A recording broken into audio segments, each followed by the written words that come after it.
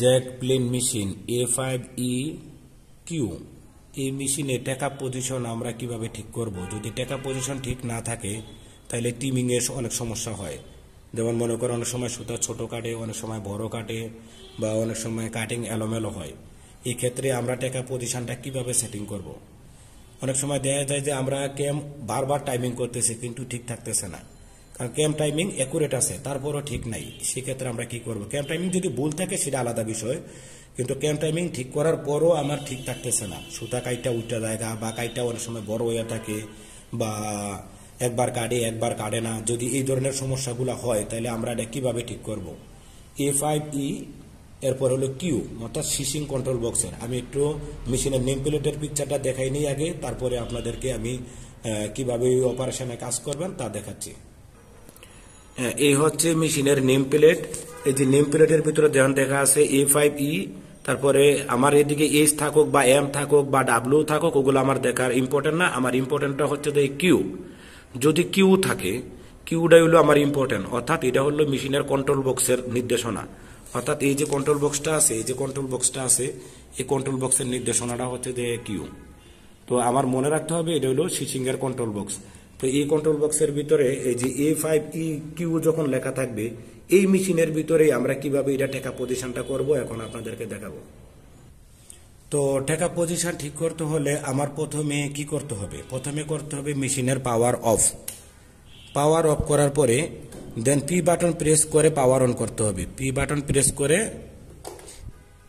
অর্থাৎ এই P button চাপ দিয়ে ধরে রাখে আমার পাওয়ার অন করতে হবে। এই যে পি বাটন ধরে রেখে পাওয়ার অন করতে হবে। অন করলে দেখবেন যে P92 122 আসছে, বা যেটাই আসুক P92, অর্থাৎ প্যারামিটার 92 সেকেন্ড লেভেল। যাওয়ার পরে আমি এখান থেকে যাব কোথায়? প্যারামিটার 72 হচ্ছে ওই টেকআপ পজিশনের সেটিংটা। তো এই অবস্থায় দেখেন আমার এখানে যে ফুলি মার্কটা আছে মেশিনের, এই ফুলি মার্কটা ক্লিয়ার বোঝা যাচ্ছে কিনা? হ্যাঁ, ক্লিয়ার বোঝা যাচ্ছে। এই যে মার্কটা আছে, এই মার্কের উপরে দেখেন আরেকটা মার্ক আছে। এই যে একটা হলো দেয়া কভারের মার্ক, আরেকটা হলো দেয়া ফুলি মার্ক।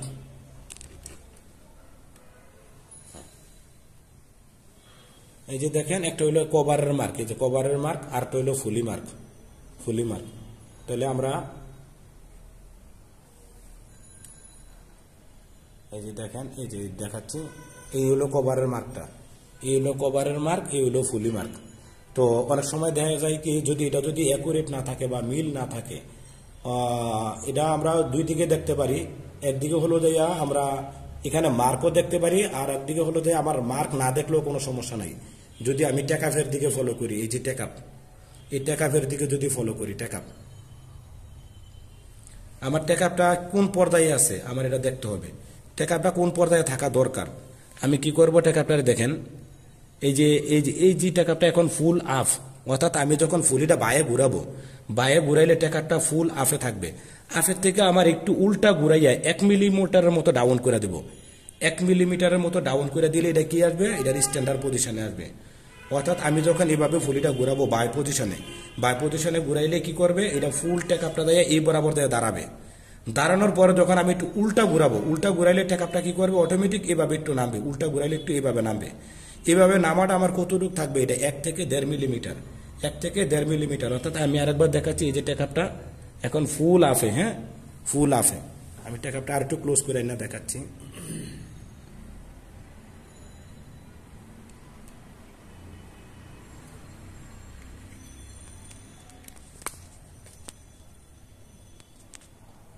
টেকআপটা দেখা যায়?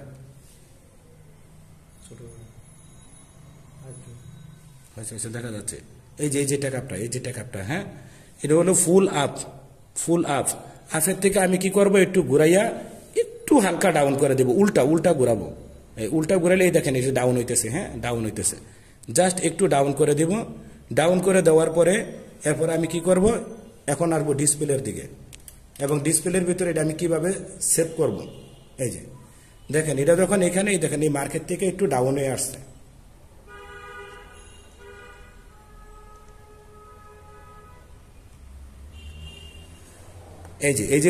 এই মার্কেট থেকে একটু ডাউন, সবসময় আমরা একটু ডাউনের দিকে রাখার চেষ্টা করব।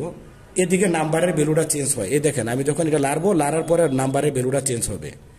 তো যে পর্যায়ে রাখলে আমার জন্য ভালো হয় ওই পর্যায়ে আমি রাইখা কি করব, এই পর্যায়ে আমি রাইখা কি করব, এই ফুলিটা ঘুরাই নিয়ে আমার টেকআপের দিকে খেয়াল রাখা ফুল আপের থেকে একটু ডাউন করে রাখবো, আর এদিকে মার্কেট থেকে একটু হালকা ডাউন করে দিব। অর্থাৎ যে জায়গায় রাখলে আমার টিমিংটা ভালো হবে আমার ওই জায়গায় রাখতে হবে। রাখার পরে আমার এখানে ভ্যালু চেঞ্জ হয়ে যেখানেই দাঁড়াক না কেন আমি তীর বাটন দিয়ে এটা প্রেস করব। প্রেস করলে এটা লাফালাফি করবে, হ্যাঁ লাফালাফি করলে পি বাটন প্রেস করব। প্রেস করলে এটা লাফালাফি করে 2-3টা লাফ দিয়ে এটা থামবে, থামলে এটা সেভ হবে। সেভ অবস্থায় আমি এখন যে চালাবো, চালাইলে ওই যে টেকআপটা যে পজিশনে আমি রাখছি ঠিক ওই পজিশনে থাকবে। দেখবেন টেকআপের পজিশনটা আমি যে অবস্থায় রাখছি এবং কাপড়ের কাটিংও ঠিক থাকবে, এই যে সুতার লেভেল কাটিং সব ঠিক থাকবে। আর যদি এটা যদি ঠিক না থাকে তাহলে কাটিং ঠিক থাকবে না। দেখেন কাটিং সব অ্যাকুরেট কাটিং হচ্ছে। তাহলে আমরা এইভাবেই টেকআপ পজিশন ঠিক করব। ধন্যবাদ সবাইকে। পরে এখান থেকে আমরা বের হয়ে যাবো, গাইজ এখান থেকে বের হয়ে যাবো, অর্থাৎ সেভ হয়ে গেছে, এখন বেরিয়ে গেলে কোনো সমস্যা নেই।